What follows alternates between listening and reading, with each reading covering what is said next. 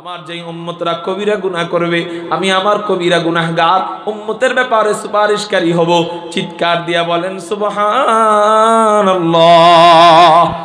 কবিরা গুনাহগার উম্মতের ব্যাপারে নবীজি সুপারিশকারী হবে, তার মানে বোঝা গেল আমার নবীজি গুনাহগার উম্মতের জন্য রহমত।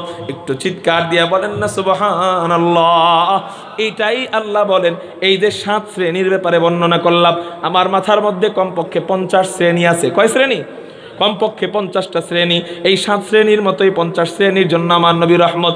এইরকম করে 50 শ্রেণীর জন্য আমার নবী যেইভাবে রহমত, তদ্রূপ ঠিক একইভাবে আমার নবী গোটা জগতের জন্য রহমত, গোটা জগৎবাসীর জন্য রহমত। চিৎকার দিয়া বলেন না সুবহানাল্লাহ। আর আস্তে কোন সুবহানাল্লাহ। তাহলে এই রহমতওয়ালা নবীকে পায়া আমরা খুশি না বেজার? জোরে বলেন খুশি না বেজার? এই রহমতওয়ালা নবী, এই রহমতওয়ালা নবী আমাদের শেষ নবী। এই নবীর পরে আমাদের আর কোনো নবী নাই।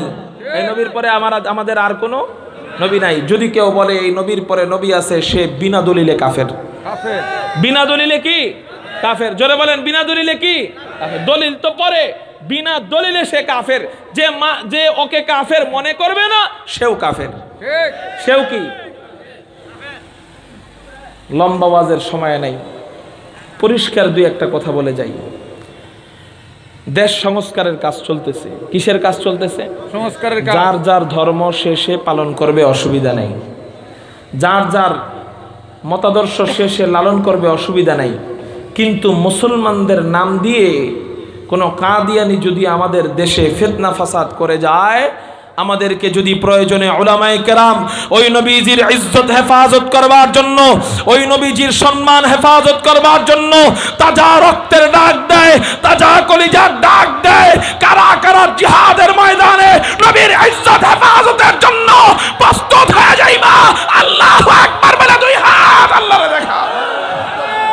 তাকবীর, আল্লাহু আকবার। দিন ইসলাম, দিন ইসলাম জিন্দাবাদ, জিন্দাবাদ। কাদিয়ানীরা কাফের, কাফের, কাফের, কাফের, কাফের। কাদিয়ানীরা কাফের। নারে তাকবীর। নবীর পরে নবী নাই, সংসদে আইন চাই। নবীর পরে নবী নাই, সংসদে আইন চাই। নবীর পরে নবী চাই, নবী নাই। মুহতারাম হাজিরিন, আমরা ডক্টর ইউনূস সাহেবকে বলবো, আমাদের এখন বর্তমানে মৌলিক 2টা দাবি আপনি পালন করেন, তো আপনাকে আমরা ভবিষ্যতে সরকার হিসাবে দেখব, অসুবিধা নাই। 1 নাম্বার দাবি হলো এই সাদিয়ানীদেরকে বাংলাদেশ থেকে নিষিদ্ধ, সাদিয়ানীদেরকে বাংলাদেশ থেকে নিষিদ্ধ করা হোক। 2 নাম্বার দাবি হলো কাদিয়ানীদেরকে এই বাংলাদেশ থেকে উৎখাত করা হোক।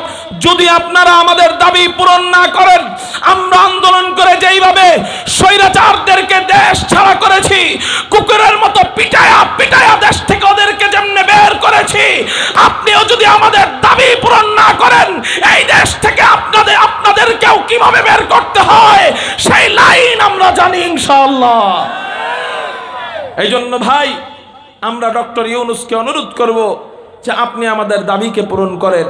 আমরা আপনাদেরকে ভালো হিসেবেই দেখি, আপনাদের উপর ভালো ধারণাই রাখি।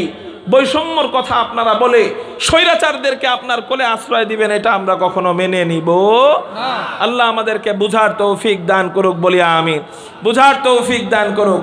ডক্টর ইউনূস সাহেবকে আমরা বলতে চাই, আপনি কাদিয়ানীদেরকে কাফের ঘোষণা না দেওয়া পর্যন্ত আপনারে আমরা গদি থেকে নামতে দিব না। কি কইলাম? আপনি কাদিয়ানীদেরকে কাফের ঘোষণা না দেওয়া পর্যন্ত আমরা আপনাদেরকে গদি থেকে নামতে দিব। এই হলো কাদিয়ানীদের কথা। 2 নাম্বার কথা হলো স্বৈরাচারদেরকে জেলে না দেওয়া পর্যন্ত আপনাকে গদি থেকে নামতে দিব না। স্বৈরাচার কারা? এই যে ফারুকির উপদেষ্টা বানাইছেন, এটা তো স্বৈরাচার। শাহবাগের দালাল আল্লামা আহমদ শফি রহমতুল্লাহ আলাইকে যারা তেতুল হুজুর বেরা গালি দেয়, এরা আবার কেমনে উপদেষ্টা হয় আমার বুঝে আসে না। এদেরকে রাস্তায় পাইলে জুতাটা খুইলা পিটানো শুরু করে দিব। এরা শাহবাগীদের দালাল। এই শাহবাগীদের দালালদের মাধ্যমে আর এই দেশ চলবে না। এই গেল স্বৈরাচারদের 1 নাম্বার গ্রুপ, এই ফারুকির কথা। স্বৈরাচারের অপর গ্রুপ হলো সাদিয়ানি, এই 7 গ্রুপ। স্বৈরাচারের সাইনবোর্ড ব্যবহার করে আলেমদের মাথার মধ্যে যারা বাড়ি দিছে, এদের জন্য আবার কিসের টঙ্গীর ময়দান? এদের জন্য তো কবরস্থান দেওয়া দরকার ছিল। এই জন্য আমি ডক্টর ইউনূস সাহেবকে বলবো, আমাদের অতি সত্বর এই মৌলিক দুইটা দাবি মেনে নেন। এই সাদিয়ানীদেরকে দ্রুত বিচারের আওতায় আনেন যারা সমাজে ফিতনা ফাসাদ করতেছে। 2 নাম্বার, কাদিয়ানীদেরকে বিচার করার দরকার নাই, আপনি কাফের হিসাবে ঘোষণা দিয়ে দেন, ওদের বিচার আল্লাহ করবে। ঠিক আছে না ইনশাআল্লাহ? আল্লাহ আমাদেরকে বুঝার তৌফিক দান করুক, আমিন। ওয়া আখির দাওয়ানা আলহামদুলিল্লাহ। আসসালামু আলাইকুম ওয়া রাহমাতুল্লাহি ওয়া বারাকাতুহু। আরো কিছুক্ষণ করতেন ভাই। আলহামদুলিল্লাহ, ভালো আছেন না? দোয়া চাই।